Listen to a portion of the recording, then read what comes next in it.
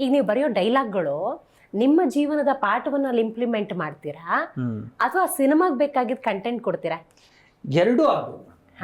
Entertainment ಇರಬೇಕು, ಇದು ಇರಬೇಕು. ಈಗ ಈಗ ನೀವು ಹೇಳಿದ್ದು ಇದೆಯಲ್ಲ, ಅದೇನೋ ಪ್ರೀತಿಸಿ, ಅಲ್ಲಿ ಸಿ ಇದೆ. ಹೌದು. ಈಗ ನೀವು ಜೀವನದ ಪಾಠ ಅಂತಿದ್ದೀರಿ, ಸಿನಿಮಾ ನೋಡಿದ್ರೆ ಕಚ್ಚಾ.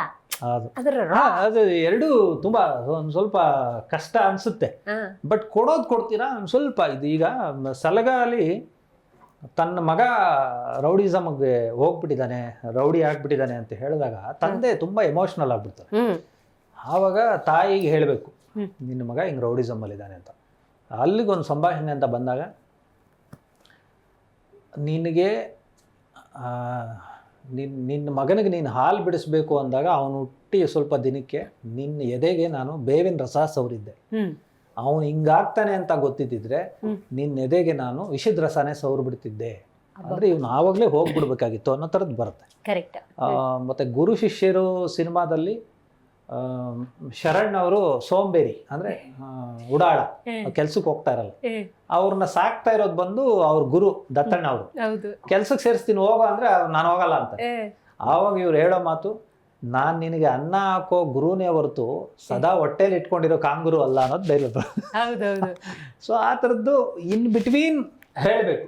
ಗುರು ಶಿಷ್ಯರು ಸಿನಿಮಾದಲ್ಲಂತೂ ಪ್ರೇಕ್ಷಕರು ಹಿಂಗಿದ್ದಾರೆ ಹೊರತು ಒಂದು ಕ್ಷಣನೂ ಲಿಪ್ನ ಹಿಂಗ್ ಮಾಡಕ್ ಆಗೇ ಇಲ್ಲ ಅಂತ. ಅದ್ರದ್ದು ನನ್ನ ಸಬ್ಜೆಕ್ಟೇ ತುಂಬಾ ಇಷ್ಟ. ಜಡೇಶ್ ಅವರು ಬರ್ದಿದ್ದು ಒಂದು ಖೋಖೋ ಆಟ, ಅದು ನಮ್ಮ ನೆಲದ ಆಟ. ಅದನ್ನ ಎಷ್ಟು ಚೆನ್ನಾಗಿ ಕಾಂಪಿಟೇಷನ್ಸ್ ತರ ಮಾಡಿ ಅದಕ್ಕೊಂದು ಲವ್ ಸ್ಟೋರಿ ಬ್ಲೆಂಡ್ ಮಾಡಿ, ಶರಣ್ ಸರ್ ಅಂತೂ ತುಂಬಾ ಚೆನ್ನಾಗಿ. ನಾನ್ ಮೊನ್ನೆ ತರುಣ್ ಸರ್ ಸಿಕ್ಕಿದಾಗ ಹೇಳ್ತಿದ್ದೆ, ಸರ್ ನೀವ್ ಎಷ್ಟು ಚೆನ್ನಾಗಿ 80s ಇದನ್ನ ಶರಣ್ ಸರ್ಗೆ ಒಂದು ಚೆಕ್ ಶರ್ಟ್ ಒಂದು ಫಾರ್ಮಲ್ ಪ್ಯಾಂಟ್ ಹಾಕ್ಬಿಟ್ಟು ಬಿಟ್ಟಿದ್ರಿ. ಈಗ ಲಕ್ಕಿ ಭಾಸ್ಕರ್ ಅಂತ ನಮ್ಮ ಡಲ್ಕರ್ ಸಲ್ಮಾನ್ ಅವರು ಅದೇ ಕಾಸ್ಟ್ಯೂಮ್ ಇದು ಮಾಡೋರು ಸರ್, ತುಂಬಾ ಚೆನ್ನಾಗಿದೆ ಅದು. ಅಂದ್ರೆ ನಿಮ್ಮ ಆಲೋಚನೆ ಇನ್ನೊಂದ್ ಕಡೆ ಹೋಗಿದೆ ಅಂತ. ಅದು ಚೆನ್ನಾಗಿತ್ತು. ನೀವು ಡೈಲಾಗ್ ಬರಿಬೇಕಾದ್ರೆ ಎಸ್ ಈ ಡೈಲಾಗ್ ಜನರ ಮನಸ್ಸಲ್ಲಿ ಕುತ್ಕೊಳ್ಳುತ್ತೆ ಅಂತ ಅನ್ಸಿರತ್ತೆ?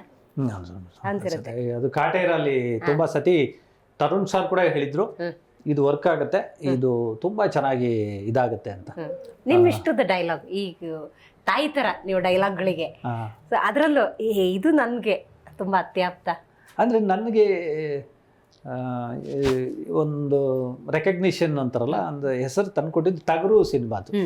ಅದರಲ್ಲಿ ಶಿವಣ್ಣ ಡಾಲಿಗೆ ಹೇಳೋದು, ಡಾಲಿ ನೀನ್ ನನ್ನನ್ನು ಹುಡ್ಕೊಂಬಂದ್ರೆ ಅತಿಥಿ, ನಾನ್ ನಿನ್ನ ಹುಡ್ಕೊಂಡ್ ಬಂದ್ರೆ ನಿನ್ ತಿಥಿ ಅನ್ನೋದು. ಆಮೇಲೆ ಅದರಲ್ಲಿ ಬಿಡಿ ಸರ್ ನಾವು ಗಂಡಸ್ರೆ ಅಂದ್ಬಿಡ್ತಾರೆ, ಯಾರು ಡಾಲಿ ಮತ್ತೆ ವಸಿಷ್ಠ, ಚಿಟ್ಟೆ ಪಾತ್ರ, ಅವರಿಬ್ರು ನಟೋರಿಯಸ್ ರೌಡಿಗಳು. ಆವಾಗ ಶಿವಣ್ಣ ಹೇಳೋದು, ಗಂಡಸರು ಗಡ್ಡ ಮೀಸೆ ಬೆಳೆಸ್ಕೊಂಡಿರೋರೆಲ್ಲ ಗಂಡಸರು ಅನ್ನಂಗಿದ್ರೆ ಕರಡಿ ಎಲ್ರಿಗಿಂತ ದೊಡ್ಡ ಗಂಡಸರು. ಅದರಲ್ಲೇ ಇನ್ನೊಂದು ಡೈಲಾಗ್ ಇದೆ, ಒಬ್ರು ಹೇಳ್ತಾರೆ, ಅಂದ್ರೆ ಶಿವಣ್ಣ ACP ಕ್ಯಾರೆಕ್ಟರ್ ಹೇಳೋದು, ಜಮೀನ್ ಇರೋರು ಮಾರ್ತಾರೆ, ದುಡ್ಡಿರೋರು ತಗೋತಾರೆ, ನಿಮ್ದು ಏನ್ರಿ ಮಧ್ಯೆ ರಿಯಲ್ ಎಸ್ಟೇಟು ಅದು ಇದು ಅಂತ. ಸರ್ ಏನೇ ತಕ್ಕಡಿ ಇದ್ರು ಮಧ್ಯದಲ್ಲಿ ಒಂದು ಮುಳ್ಳು ಬೇಕಲ್ಲ ಸರ್. ಓ ನೀವು ಮುಳ್ಳು ಅಂತ ನೀವೇ ಒಪ್ಕೋತೀರಾ ಅನ್ನೋದು ಅದು. ಆಮೇಲೆ ಕಾಟೇರ ಸಿನಿಮಾದಲ್ಲಿ ಲಾಸ್ಟ್ ಅಂತದೇನು ಕಾಸಿದೊಂದು ಕಮ್ಮರ ಬೀಸ್ ಮಡಿವಾಳ, ಅಂದ್ರೆ ಜಾತಿ ಅದು ತುಂಬಾ ಇನ್ ಬಿಟ್ವೀನ್ ಮಾತಾಡೋದು ಮಾತುಗಳಿತ್ತು. ಯಾಕಂದ್ರೆ ಈ ಎಲ್ಲಾ ವರ್ಗದವರು ಬರ್ತಾರೆ.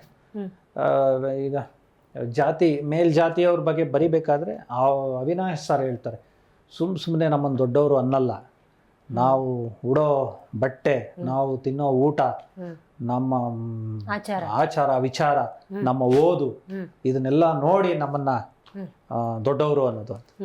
ಅವ್ರನ್ನ ನೀನು ಯಾವುದೇ ಕಾರಣಕ್ಕೂ ಇದು ಮಾಡಬೇಡ, ಅವರು ನಾವು ಜೀವ ಇರೋ ಚಪ್ಪಲಿಗಳು, ನಾವು ಅವ್ರನ್ನ ತುಳಿದ್ರೇನೆ ಮುಂದೆ ಹೋಗ್ಬೇಕಾಗತ್ತೆ.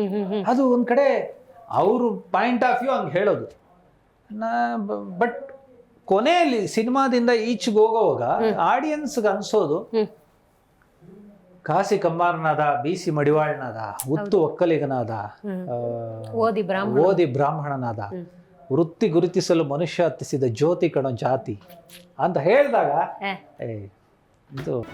ಜಿ ಕನ್ನಡ ನ್ಯೂಸ್ ಈಗ ನಿಮ್ಮ ಮನೆಯಲ್ಲೇ ನೋಡಿ, ಎಲ್ಲ ಕೇಬಲ್ಗಳಲ್ಲಿ ಈಗ ಲಭ್ಯ.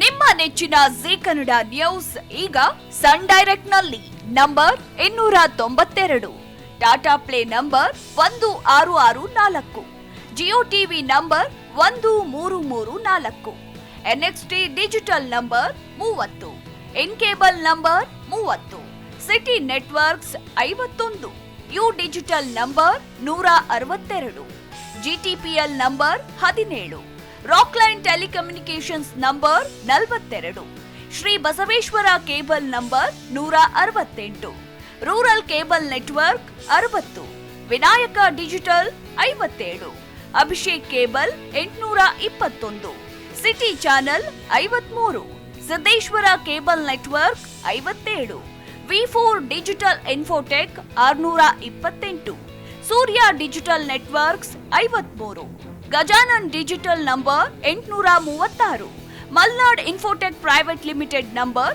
56, metrocast number 830, victory digital number 167ರಲ್ಲಿ ನೋಡಿ ಆನಂದಿಸಿ.